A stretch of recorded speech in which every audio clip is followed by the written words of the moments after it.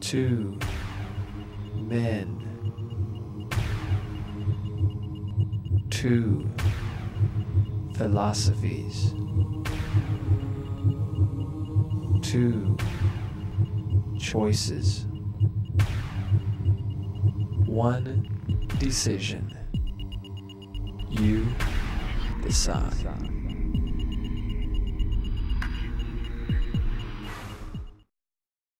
Well, hello, my name is Kent Hovind. I taught high school science for 15 years, and now since 1989 I've been an evangelist, and I travel and speak on creation versus evolution.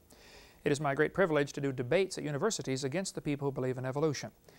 Now, this debate you're about to watch, I debated Dr. Pigliucci. This is my second time to debate him. Each time we've had a debate, there were problems with the camera, the microphone, something went wrong. This debate was taped by two different cameras, one on just VHS and one on digital. The problem was the digital camera had a problem with the audio, and the VHS camera had a problem with the video, so we ended up doing the best we could from the two tapes of splicing them together. You will find times throughout here where the quality is not very good, and I apologize for that. I'm sorry, we did not tape it at all. Somebody else taped it for us and sent us the tapes.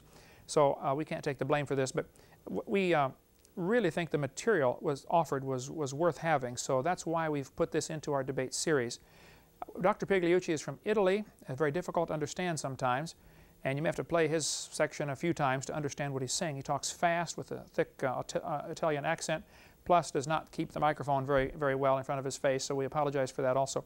Anyway, I've offered to debate him again. I'll take on the whole UT science faculty at the same time with half my brain tied behind my back.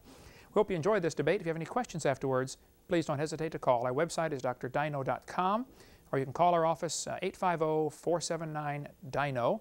If you have some professors in your school that would like to have a debate, I do many debates and will fly up at my expense and debate any number of professors at the same time. And that ought to help raise a crowd. Generally, there's over 1,000 people that come to these things. The room will be packed, I assure you, if you want to have a debate at your university. Count me in. I'd love to do it. Thank you so much.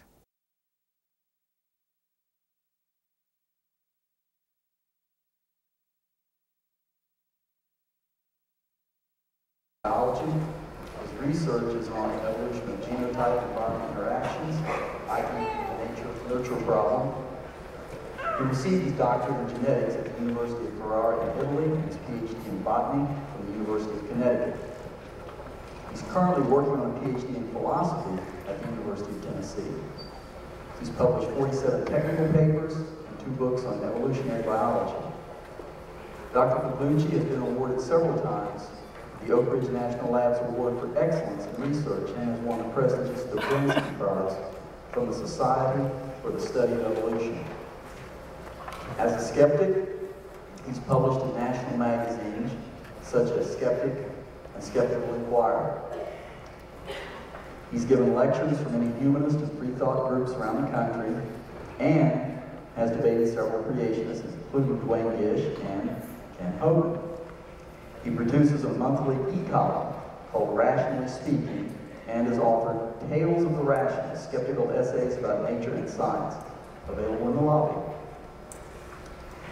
His most recent, some of his selected skeptic publications include Bioscience, Skeptical Inquirer, and one title in particular to point out, A Case Against God, Science and the Falsifiability Question in Theology.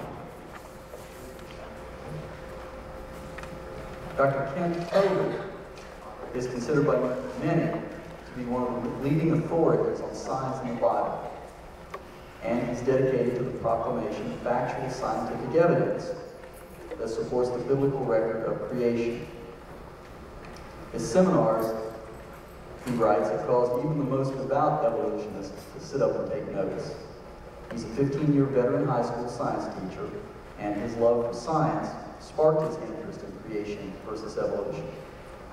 He saw the need for exposing evolution as a dangerous religious worldview and for arming Christians with scientific evidence that there are no contradictions between true science and the Bible. In response to these needs, shortly after finishing his PhD in education, he began a full-time ministry of creation science and evangelism. Since its beginning in 1989, his ministry has continued to grow, and he speaks over 700 times each year in public and private schools, churches, university debates, and on radio and television broadcasts. His humorous, fast-paced, illustrated seminars provide documented evidence against the unscientific theory of evolution. The information presented concerning dinosaurs in the Bible, and the few that are still alive today, reflects his study in the field of cryptozoology.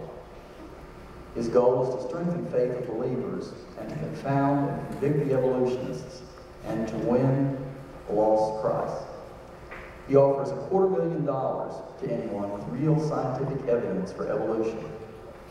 He lives in Pensacola, Florida with his wife Jo and 2 of their 3 children. The 3rd child, Eric, also lives in Pensacola and speaks on creation. The format tonight will be fairly simple and straightforward. Each speaker will be given 30 minutes, and there will be no interruptions from audience or one speaker to the other at that time. And we've already decided who will go first. That's Dr. Pavlucci. And since it was a football day, naturally had to flip a coin to decide who would go first. After that, we'll have a short break. We'll gather written questions. You should have received some pieces of paper as you wandered in. You'll find some folks posted in each aisle during the break, so be sure they get the questions. They'll deliver them to me, and we'll start sorting them at that time. Then, when we regather, 2 15-minute rebuttals from each side, and then the series of question and answer. During the Q&A, each person, the person to whom the question is directed will be given 2 minutes to respond to the question. The other person will be given 1 minute for rebuttal. Okay, Dr. Pavlucci. Thank you, Dr. Carter. Thanks, everyone, for coming here. Let me tell you a couple things about what I would like to do tonight. One thing that I'm not interested in doing is in convincing anybody that there is no God. This is not that kind of debate. We're talking about science tonight. The other thing that I would like to do, on the other hand, is to tell you what evolution actually is about, because there's a lot of misconception on this particular topic. And so, during my opening statement, essentially I will give a very brief evolution 101 so that we're clear on what we're talking about. Of course, there's not enough time to give you a full course in evolutionary biology, so I have to leave out a lot of stuff, and I will focus on 2 or 3 major examples to give you a flavor of what evolutionary biologists actually do and what they're talking about. And in the rebuttal part, I will address my opponent specific points when they come up. Incidentally, given that Mr. Hammond here has debated hundreds of times, apparently, if there is anybody here that has a habit of cheering for the underdog, that would be me. Okay, so what is evolution is and is not? Let me give you a roadmap of what I'm going to be telling you in the next few minutes that is useful, I think, to understand the evolution-creation debate. First of all, evolution is defined in a couple of different ways, and it's not defined the way creation is defined. The way a professional biologist defines evolution is either one of these 2. One, it's a change in gene frequencies. So, a change in the frequencies of the genetic constitution of an organism constitutes evolution. It's the simplest definition of evolution.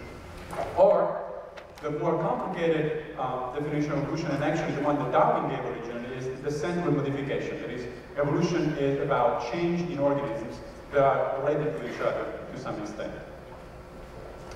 Contrary to what most creationists think, evolution is not, it's got anything to do with the origin of life, and we'll get to that in a few minutes. And evolution also has got nothing to do with the origin of the universe. Those are 2 distinct scientific, these are scientific questions. I'm not denying that they are scientific questions, they're just not evolutionary questions. And also, one of the tenets of evolutionary biology is that the explanation of for the diversity of life on Earth, which is what we're interested in here tonight, does not require intelligent design. That does not mean that there is no God, which is why I said a minute ago that I'm not here to convince anybody about